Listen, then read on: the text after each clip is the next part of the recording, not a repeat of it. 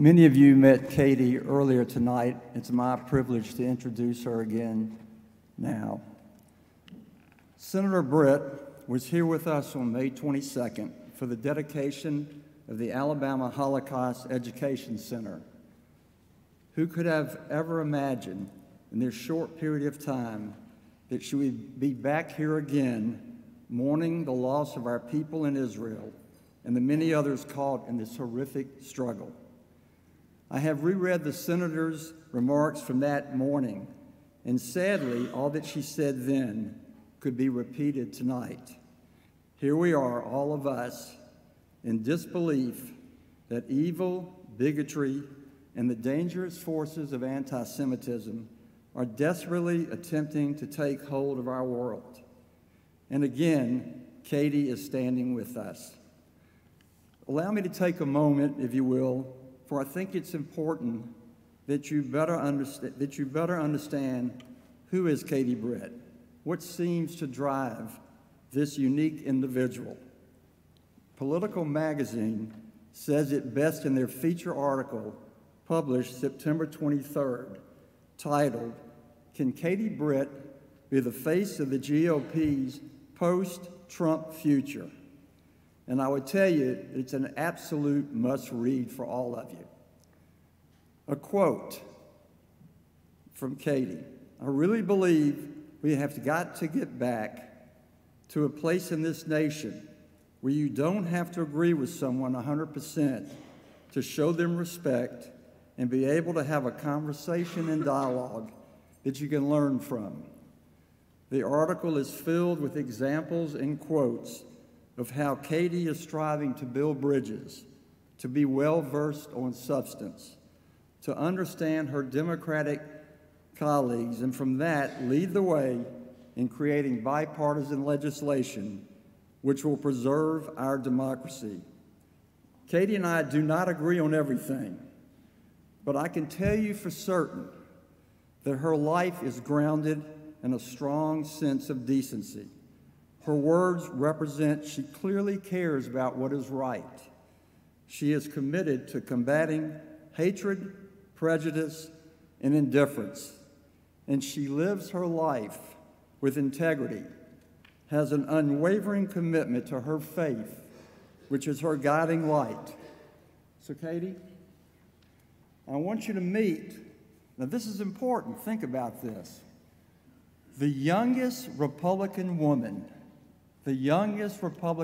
to ever be elected to the United States Senate, Senator Katie Britt.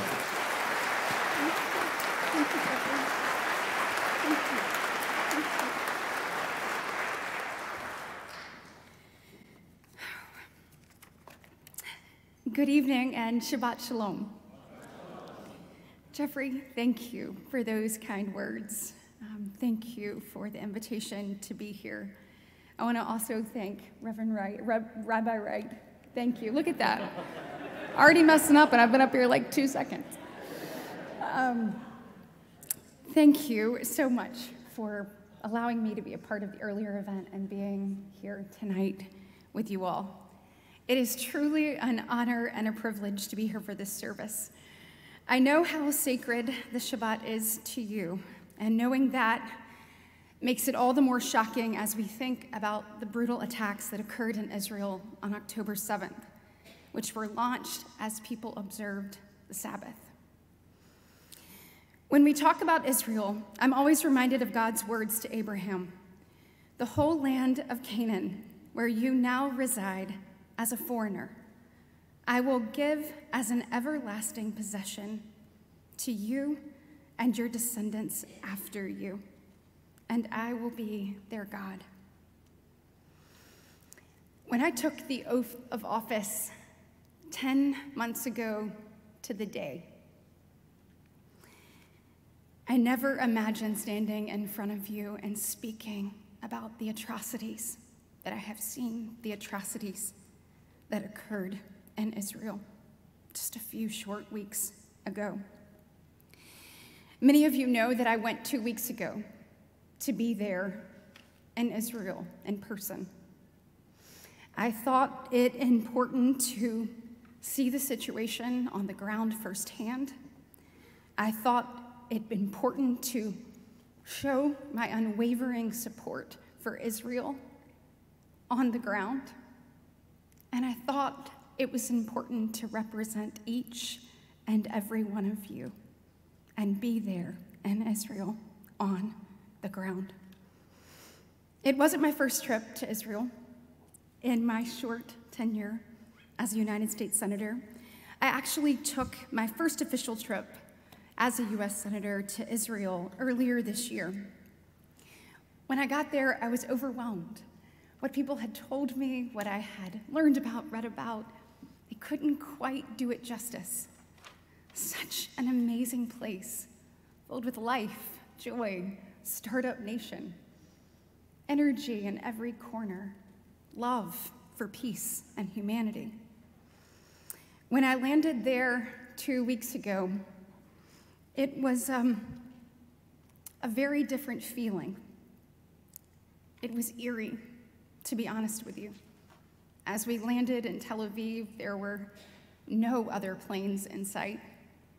As we quickly got off the plane and got into our van, the realization of what had occurred began to set in.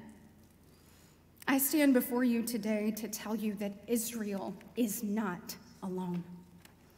Because the United States, in a bipartisan fashion, stands with Israel, and we stand with the Jewish people. We are going to continue to do so now more than ever. The threat of an attack is an everyday reality when you're in Israel. As soon as we got onto our vehicle, our control officer quickly told us the protocol. He said, the moment my phone goes off, those are the sirens. That means we have 90 seconds. We have 90 seconds to get this vehicle pulled over to the side. We are hopeful that that occurs where there's an embankment or a ditch. You are to quickly exit this vehicle. Listen to me. He said, listen to me. Quickly exit this vehicle. Get as far as you can, get down as far as you can, put your hands above your head. And someone said, and then what? He said, that's when you pray that the Iron Dome works. As we walked into the very first building to meet with the families of the hostages, quickly pointing out where we would need to go to be safe. There's this stairwell, you can go down here. These are the places when the sirens go off, we want you to move to immediately. For me, it was a realization that this is what the people of Israel deal with every single day. But as I looked out in Tel Aviv, it was quiet. You knew people were hurting, and you knew that what is in front of us must be dealt with head on. As we met with our counterparts there in Israel, met with the Prime Minister, met with the ministers of Foreign Affairs, among a number of others, met with the IDF, they talked to us about what was occurring on the ground, and one of my colleagues said, you know, I remember after 9/11, my daughter asked me if we were safe. And y'all, the truth is that October 7th was similar in some ways to 9/11, but it was also very different. On October 8th, Israel knew exactly who the perpetrators were, and they knew where they were, just miles away, their neighbors. They weren't oceans away like ours were. It's like if we woke up on September 12, 2001, and we had the terrorist who masterminded and executed that in Brooklyn. Or to put it another way, it would be like if something like that happened here, and then the people who perpetrated that sat under the Vulcan statue right in Red Mountain. That's the proximity that Israel faces every single day. It is literally this evil is on their doorstep. So we must eradicate Hamas. We must do everything possible so that the people, the men and women of Israel, can answer that question to their children when they ask, are we safe? They need to be able to say yes. What we saw, though, that threat, it's not going away. I saw the footage. I saw the images. I listened to first-hand accounts. Not only did these barbaric terrorists commit these brutal atrocities, they wore GoPro cameras on their heads. So to anyone anywhere who tells you that this did not happen, you stand firm, you stand tall, you know that I stand with you in saying, yes, it did. And when the United States said never again after the Holocaust, they must mean those words, never again. Folks, Hamas murdered entire families. They took the most innocent and vulnerable hostage. There's a little girl named Abigail. She's 3 years old. Her mother went to hide her 2 siblings. Her dad took her to run in the other direction, killed her mother, killed her father, and took her. When we met with those families, and they talked about the 2 children who stood in that closet, who stayed in that closet for 14 hours, they said, I feel so bad I didn't take my little sister with me. Folks, we must get Abigail back. Her family looked at us and said she no longer has parents to fight for her. We need you to be her voice. I am asking you to continue to be her voice. We have to shine a light on what has happened. Holocaust survivors dragged from wheelchairs who survived the unthinkable to then face the atrocities of these terrorists, women raped, mothers and daughters slaughtered, innocent people held hostage. When speaking about the horrors of the Holocaust, President Reagan said that it was a grotesque effort to hurl the earth into the very pit of the serpent. Hamas has the same plan, and they want the same thing. We know what the objective is. It is to wipe Israel off the face of this earth and indiscriminately kill as many Jewish men, women, and children as possible. These terrorists do not care about the impact of their actions. They want to do as much damage as possible, and they will not stop. And that is why I say to you today, there cannot be a ceasefire. There cannot be a ceasefire until Hamas ceases to exist. As Americans, we have an obligation to look this evil dead in the eyes and to take it down. In May, as Jeffrey said, I spoke here at the dedication of the Holocaust Education Center. While I was here, I met Reva Hirsch. She sat right there. She was hidden by nuns in a convent at 10 years old when the Nazis invaded.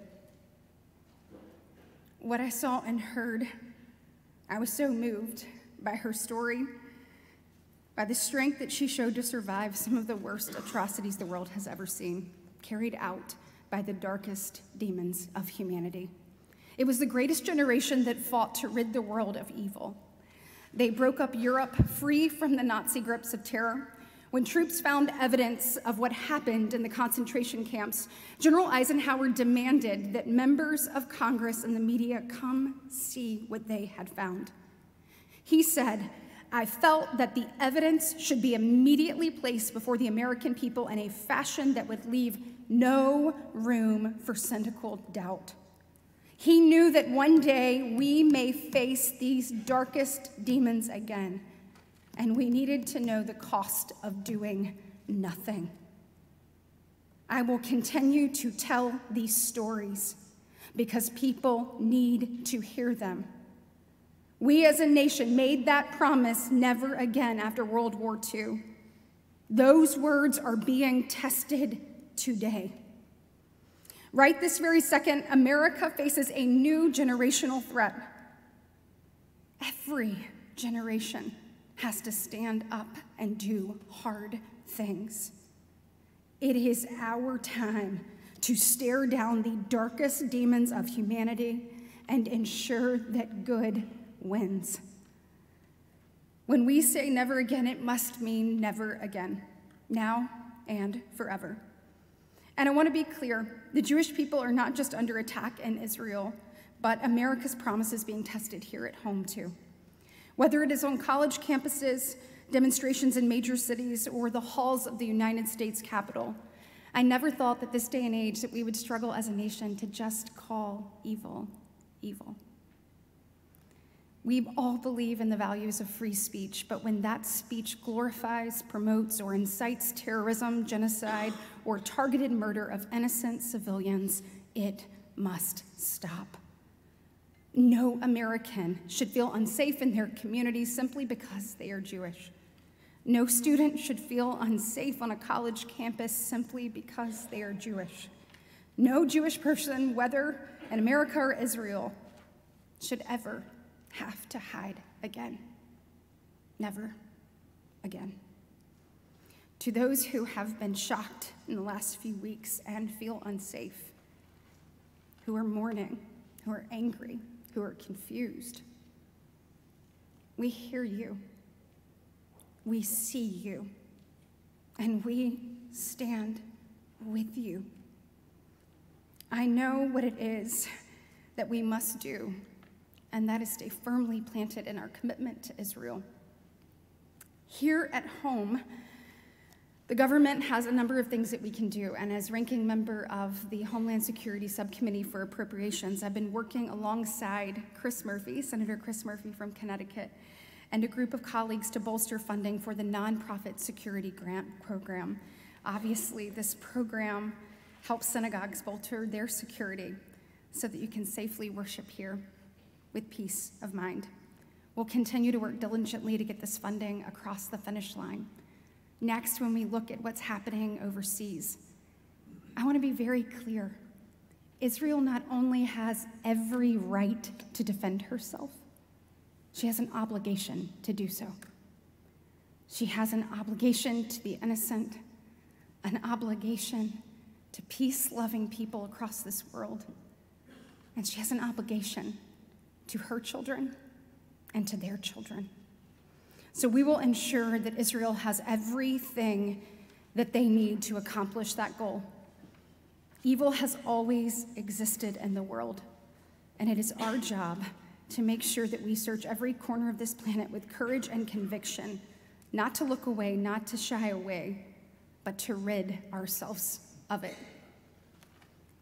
As we touched down in Israel 2 weeks ago, I sat next to my good friend, Senator Cory Booker. He was stuck with me for the whole flight over there. So we got to know each other pretty well. And as we touched down, I had opened my Bible, and I was reading through Psalms. And Cory said, "Which one are you reading?" And John Thune chimed in. He said, "Are you reading 122:6? Then came back, Cory said, "No." He said, "I'm reading," he said, "Well, you got to read my favorite one." He said his family psalm is 121. Who knew? Yeah. Then we start trading back and forth. We all start talking about different things. And it was clear that we were there not as Democrats or Republicans, but united as Americans, making sure the Jewish people, making sure the people of Israel knew that we firmly stand with them. So I will say that evil is powerless, just as Ronald Reagan put it to us, if the good are unafraid.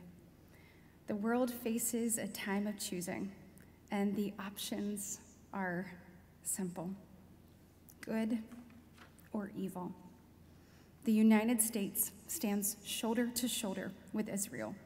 We do so proudly, without fear or equivocation. And in doing so, we know we must do hard things.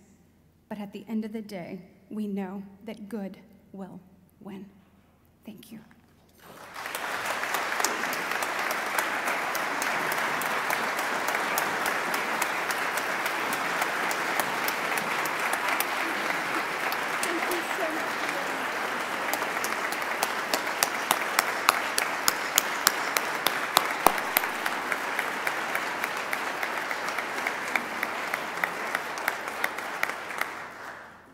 As we say, Hazaku Baruch, Yashar Koach, and a great Devar Torah, Senator Britt.